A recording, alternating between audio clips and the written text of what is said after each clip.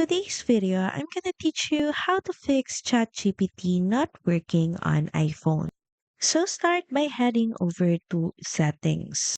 Then next is click on your Apple account.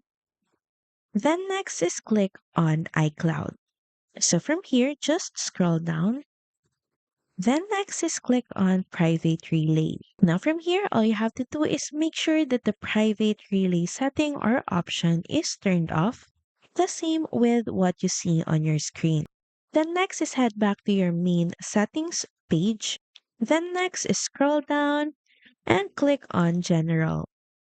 Next is click on iPhone storage. Then look for ChatGPT and click on it. Next is just click on Offload App.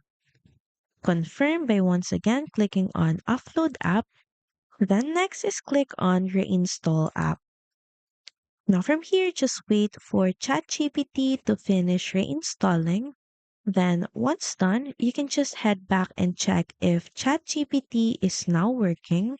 And the last fix that you can do is try signing out from your ChatGPT account and try logging in once again. Check if the issue has been fixed.